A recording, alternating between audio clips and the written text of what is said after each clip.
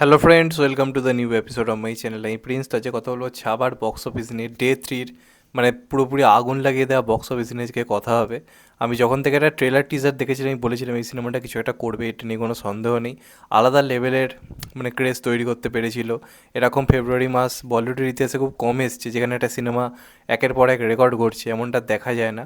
তো এটা একটা বলিউডের জন্য খুব দরকারি, প্লাস নতুন কারোর মাধ্যমে, মানে শাহরুখ সালমান এবং আমির পরবর্তী যুগে কারোর মাধ্যমে এই জিনিসটা হওয়া খুব দরকার ছিল, যে একটা নর্মাল টাইমে একটা সিনেমার এই ধরনের অডিয়েন্স টেনে আনা, এটা খুব দরকার ছিল। এবং শিওর শট এই মুহূর্তে দাঁড়িয়ে আমরা ভিকি কৌশলকে সুপারস্টার কিন্তু বলতে পারি, কারণ যা ক্রেজ ক্রিয়েট করতে পেরেছে। এই কথাটা আমি কেন বলছি, কারণ মহারাষ্ট্র বাদেও সব জায়গাতে মানে স্পট বুকিং মানে টপ নচ লেভেলের। আজকে একটা ঘটনা বলি তোমাদেরকে, 1 ঘন্টায় প্রায় 60 থেকে 65 হাজার করে টিকিট বিক্রি হয়েছে। Can you imagine?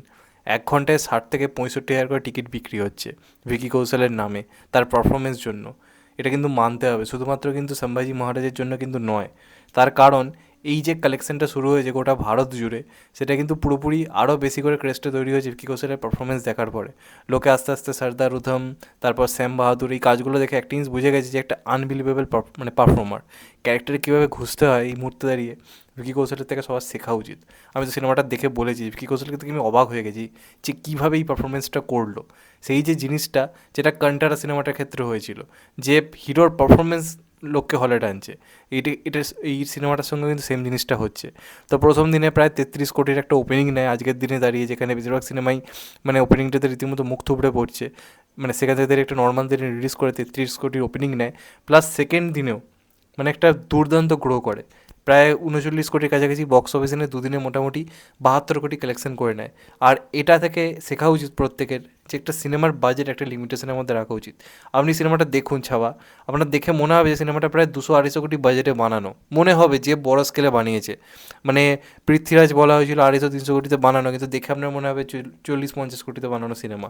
কিন্তু এটা মানে সিনেমাটা দেখে মনে হবে 250-300 কোটি বাজেটের সিনেমা, কিন্তু এটার বাজেট কিন্তু খুবই লিমিটেশনের মধ্যে, মাত্র 140 কোটি বাজেট।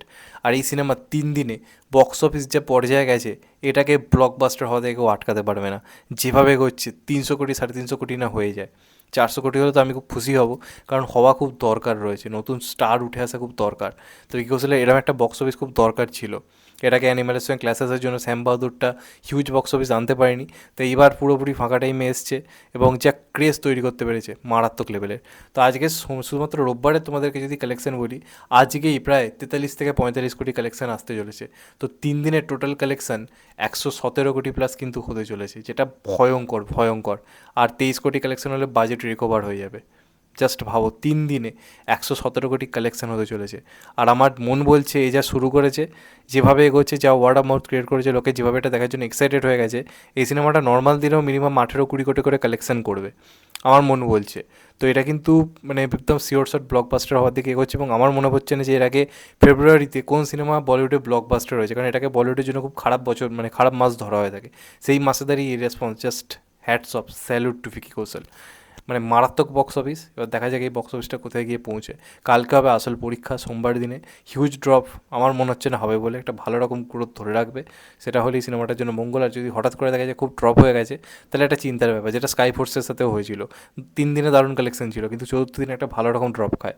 তো সেটাই এই সিনেমাটার ক্ষেত্রে হয় কিনা একটা দেখার ব্যাপার থাকবে। এছাড়া পুরো ফেব্রুয়ারি মাসে কোনো সিনেমা সেরকম কিছু নেই, বা ঈদের সিকান্দার আসার আগে অবধি সেরকম কিছু নেই যে সিনেমাটা আসার জন্য এটার বক্স অফিস ক্রেজ কমবে।